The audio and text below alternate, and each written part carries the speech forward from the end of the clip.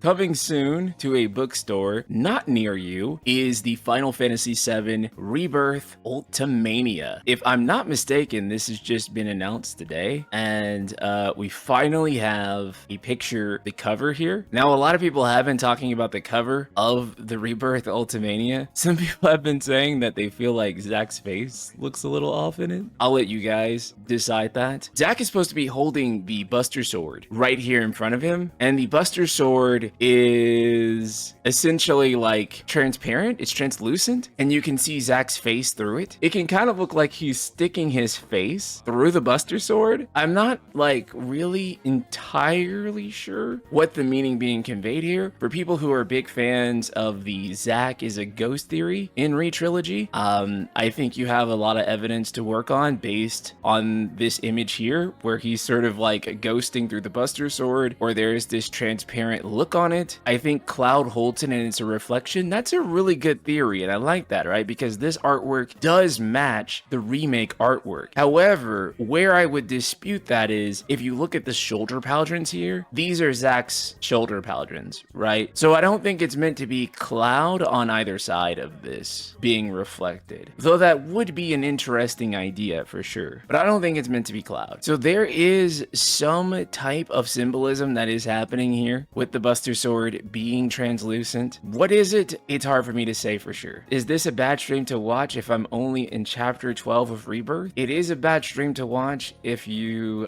don't want any Rebirth spoilers for basically the end, because it's kind of hard to talk about this without spoiling some of the in-game stuff, which we're about to do in a second. I think part 3 has a lot of material to work with to conclude the trilogy. Crisis Core and Advent Children should be legit. I think one of the coolest things they could do with part 3 would be to go ahead and fit Cloud into the Advent Children gear and give him the fusion sword. Maybe I'm capping here. I know that that's not very much of a purist idea, especially when you consider that we also have the Ultima weapon to be in place here. However, I think it'd be a crime if we didn't get to control Advent Children Cloud in a canonical form in some way at the end of this trilogy. Because really, I've always personally wanted to control AC Cloud so badly. Maybe it's just me. I've always thought that that would be really cool. I think it'd be sick if they were able to fit the fusion sword into gameplay. Also, it's really hard for me to imagine how much more they're going to be able to do with Cloud's gameplay. By the way, guys, we are giving away another free game this month thanks to our sponsor, Instant Gaming. So just be sure to click the link in the description or pinned comment below, and then go ahead and smack that participate button, and you'll be entered to win a game of your choice. Shout out to me, Penchel, who last month was able to win a free copy of Elden Ring Shadow of the Erdtree. Instant Gaming sells you codes from authorized code resellers, meaning that you can get games way cheaper than on the usual storefronts. For example, Black Myth Wukong here is only $49 versus paying full price for it on Steam. But it's not just PC, they also have codes for Nintendo, PlayStation, you name it. So be sure to check them out with the link in the description and pinned comment below. When compared to Rebirth, because I mean, Rebirth was already basically peak in terms of like playing as Cloud. Like everything I could have wanted, everything I could have imagined about playing as Cloud Strife in an action RPG, I think has been like fully realized within Rebirth. I don't know how else you keep Cloud fresh. Now, they have teased some ways that they might be doing some stuff in order to make Cloud really cool in the next part. One of those things is putting the black materia into the Buster Sword. So is Cloud going to have like these symbiote suit like powers in the next game that's going to come from that materia being inside the Buster Sword, right? Like, is that going to be a thing that he has now? And even then, what is that going to do, right? Like, is the black materia just going inside of the Buster Sword for the purpose of safekeeping, or is that actually going to be a gameplay mechanic, like a thing that is actually utilized in such a way that we actually have brand new gameplay mechanics? We have like this shadow Cloud mode, right? That's one of the ways they could keep Cloud's gameplay fresh. Because I think if Rebirth taught us anything, they do want to keep the characters faithful to what the Re-Trilogy has set out, but they also don't want us to feel like the characters are getting stale and that we're just playing as, you know, the same characters each time that aren't getting like really stronger throughout this journey. And so they want to give us new mechanics, right? And so I guess I'm just wondering how those new mechanics are going to come in place. You know, one of the things that I was really kind of blown away by in Rebirth is how, you know, with this short amount of time that we get to play as Zack, they actually did quite a bit to separate Zack as his own character versus Cloud. Like, for example, in Crisis Core, one of the biggest for Crisis Core is that they talk a lot about not using the Buster Sword. But if you play that game, Zack does use the Buster Sword all the time. And there's even a line from Cloud that's meant to call back to Angeal, like saying like, hey, you never use that thing. Well, actually, we use that thing like half the game, bro. We use the king like half of the game. And so they added like punches and kicks and him using like the blunt side of the sword into Rebirth. And I thought that was a wonderful idea. Makes it work so much better than how Crisis Core kind of alluded to it, and makes the continuity better. And also makes Zack feel like his own character, and makes Cloud feel like his own character too. That was one of the things that I really appreciated about Rebirth in particular with this. So I'm sure that we're going to get a ton of new information from this new Ultimania that's coming out. Do we have a date for it yet? Oh, we do have a date for it. So according to the Japanese site, the date for the Ultimania is going to be December 27th. So we're going to have this right before the new year, and it's going to be really interesting because I imagine in this Ultimania, we are going to be getting a ton of information on the ending, a ton of teases on what's happening with the rip in the sky, what's happening with the clear materia, and probably the biggest mystery of all with this game, what is going on with Aerith? We all want to know what's going on with her. I'm very sure that she is dead, I think. I don't know. My conclusion at the end of it was that she is dead, right? But there is some sort of mystery to her death, and I'm sure we're going to get some more teases. I don't think we're going to get definitive answers. Ultimanias do a lot of things, but one thing that Ultimanias never do is Ultimanias never really provide definitive answers. That's not what Ultimanias are meant to do. They're meant to tease. They're meant to give you a little bit more context. So we'll be able to make more informed questions about what is going on, but we probably won't have definitive answers. But if there is one thing that this book can give us more context on, it's the thing that we've all been debating the very beginning since we first played this game all the way back in April 2020, and that is, what is going on with the worlds? What are the worlds? What is this potential multiverse, not multiverse thing that is happening? That has been the biggest question with this series by far. Nothing else comes close, not Aerith, not the translucent materia. We want to know what this multiverse, not multiverse is. There are as many theories as there are fans. Every single person you talk to has a completely different take on this. And I mean literally every single person, and even people within the same camps, right? Even people within like, oh, I believe it's more like this. Like, the more detailed you ask them about it, the more you talk to them about it, what you actually find out is that they have very different takes actually on what precisely is going on. So the mystery of the whispers is the first thing, and I'm hoping that they can elaborate more on that. And then the second biggest mystery, of course, is probably Zack. Zack might even be the first biggest mystery, right? Zack might even be primordial to that, because I don't think people would care so much about the worlds, the possibilities of different planes of existence or dreams, or as some people have told me in my comments, that it's all in Cloud's head and none of this is really happening, or Sephiroth is trying to mess with Cloud, whatever people have come up with. I think that none of that would have the same sort of resonance if we didn't have Zack at the forefront of all of it, and this potential tease, could Zack be alive? And even furthermore, could Zack not only be alive, but could he live at the end of Final Fantasy VII Re-Trilogy? And that is a very, very, very, very controversial thing. If you would have asked me when I first beat Final Fantasy VII Remake in 2020, I would have absolutely told you the entire purpose of bringing Zack back is so that he can live. Because otherwise, why would you do it? Why would you revive a dead guy to make him come back for just a little bit for some fan service scenes and then kill him again? But now, after Rebirth, I actually don't know anymore. I don't know anymore. Rebirth walked an even weirder line than Remake in a lot of ways, right? Because Rebirth was mostly faithful. How However, when Rebirth did deviate, it deviated in some shocking and kind of profound ways from the original. Zack showing up during the final scenes, and also showing up during the final scenes after she was dead, and also the exploration of Zack, these different worlds. All that stuff can't be insignificant. It can't be building that mystery for the sake of vanity, right? Like, it's all superficial, it's not going to amount to anything. It has to amount to something massive, right? There has to be something that is incredibly consequential to all this. Otherwise, I would be like, what is even the point?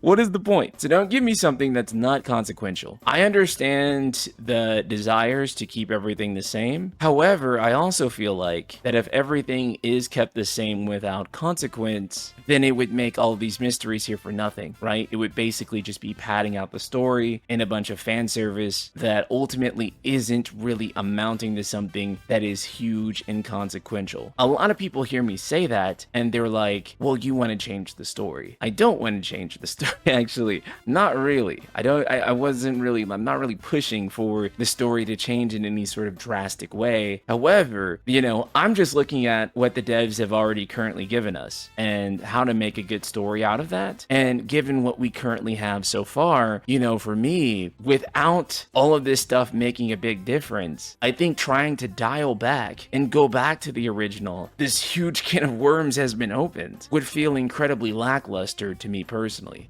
It wouldn't be that satisfying. And so I think now that they've opened all this up, now that they've created these expectations, I would want them to lean into them, because I think that's the way you create the most satisfying story. And discourse on this game has been really funny, I do have to say, because as someone who does read, sometimes against my will, because this is just what I do for a living, I do read hundreds of thousands of millions of comments about this game, and the discourse has just been goofy, because when I first covered this back in 2020, I covered the ending of Final Fantasy VII Remake Part 1. Everyone was like that it's not the same timeline at all. I hope it completely deviates. I hope that there's I hope that it leans into Final Fantasy VII 2 and that Zack lives and all these other things. Like, that was the overwhelming majority of comments. And so it is actually kind of strange now that after Rebirth, there has kind of been more of a push back the other way, where I now see people like, it's not changing at all. It's going to be the exact same. Now, don't get me wrong. Even back then, there were definitely still some people saying that it was going to be the exact same, right? And then there were some people saying that it was going to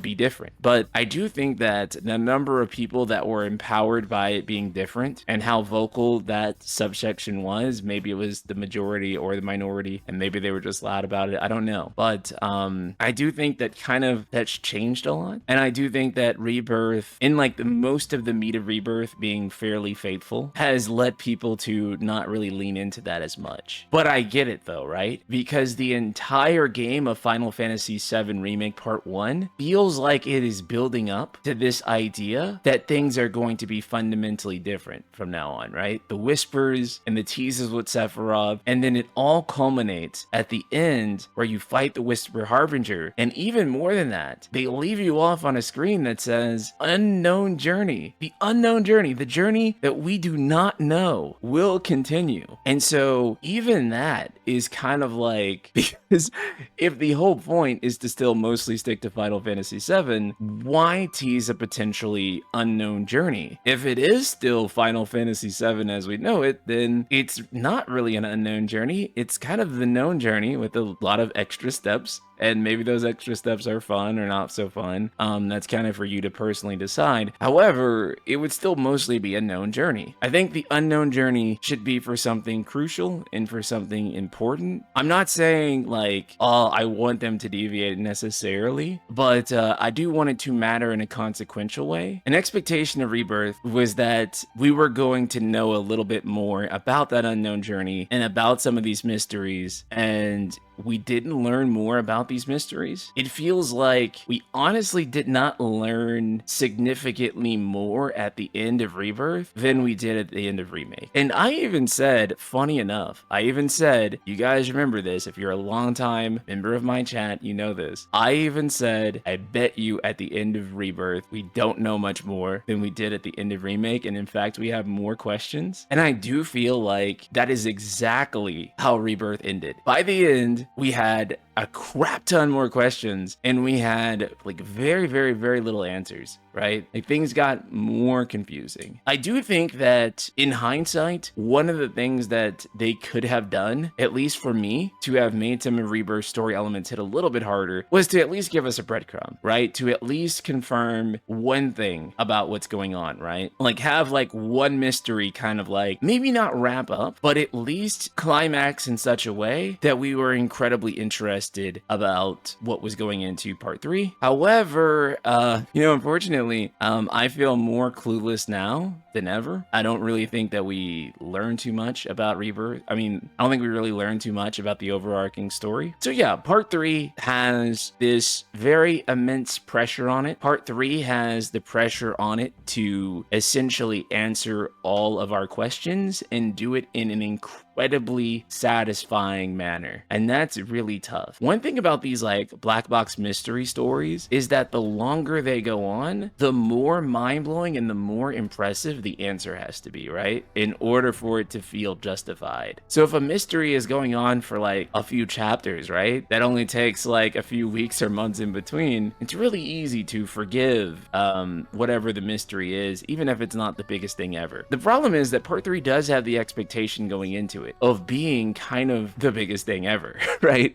It does have that weight on its shoulders. That's a pretty heavy weight. So I do that part 3 has this tremendous pressure on it for sure, that it has to reveal these mysteries in such a way that makes people feel ultimately very satisfied with it by the end and feels like it's fulfilled all the time that they spent wondering about it, right? And the biggest thing too is that you don't want any of the fan theories to be 100% correct. In fact, you really don't even want them to be half correct. Half correct maybe at most, because then it feels like everyone just guessed the story, right? It's not that mind-blowing because this one guy had it right. So you want it to be something out of this world, but also be something that when you look back on it, you think, oh, that was clearly there and that was clearly built upon and we just didn't see it. I guess what I'm trying to say here is that in some ways, whether part 3 stays very faithful to Final Fantasy VII, whether part 3 deviates in like this unbelievable way, essentially like leans into just straight up being Final Fantasy VII 2 in some way, etc., etc. Somebody's gonna be pretty disappointed with it. Somebody out there is not gonna like it. That's kind of the inevitability of it, just due to the nature of how this is. And to some degree, that's also just true of remakes in general, right? Is that whenever you're doing any sort of remake, you always are going to have divisiveness. Even the most purest of pure remake, there are still people who are like, this is still compared to the original. I have yet to personally see an exception to that rule, where there is a remake that everyone is like, yeah, this remake is superior to the original in every single way, and it's unanimously declared. Every single remake that I see, there are always people who are like, yeah, but the original this and that. And of course, and that's not to say that every single remake has like a majority of people saying that. It's always typically a minority, depending on the remake. Some remakes are kind of lambasted by a percentage of people then who could be called maybe a minority, but all of which is to say is that remakes are contentious by nature. There are very few non-contentious remakes. Yeah, even the most faithful remakes possible are still have quite a number of detractors when you get into it. So not even RE4 Remake got that treatment despite being 99% faithful, right? Still people who are like, RE4 Remake soulless, right? Resident Evil 1 Remake might be the only 100% not contentious remake, actually. But maybe because I'm not like knee deep in RE fandom, but RE1 in particular might be the only one that's like where people are like, this is fine. Actually, this is like superior to the original in every way. I mean, for me, Persona 3 Reload is a pretty perfect remake. I think Persona 3 Reload is a great remake. There's still like a lot of stuff about Persona 3 Remake or Persona 3 Reload that like a lot of people aren't like big on, but like to be honest, most of it is kind of like no one cares. I think the criticisms of Reload kind of don't hold up because you have to be like the biggest Persona 3 fan ever in order for them to be valid. Persona 3 got a lot of hate. It's so weird, especially by Persona content creators. I'm telling you that there's like a polar opposite like culture between Atlas fandom and Square Enix fandom that is like directly opposing. Like like Square Enix fandom is everything Square Enix does is good. There is no bad Square Enix thing ever. And Atlas fandom is everything Atlas does is bad. Even if you think it's good, it's actually bad. Ratio nerd. Like it's so weird. It's so weird. But yeah, I feel like with Atlas fans, like I always see the opposite. No way. It's definitely that way. Square Enix core people, okay, so usually but here's the thing though too. Usually with Square Enix, like the hater side is like people who have been Square Enix fans for like a lifetime and they don't like how they moved in certain directions with certain games. Whereas like Atlas fans are just like people who just hate Atlas games but are also like Atlas fans for some reason. Like I don't understand. Like even with Metaphor, I feel like Atlas fans were hating on Metaphor so bad pre-release, and they had more or less gaslit me for like thinking that everything I saw about it that was like really good was that it was like not that good actually. Atlas fans were like hating on Metaphor. Like, you remember all the Atlas fans saying that like that the writing in Metaphor's demo was bad? Like that was like also like a thing that they were saying. And I'm like, what the are you talking about? The writing in that demo was fire, right? Like it was good. I was literally so confused. I was so confused.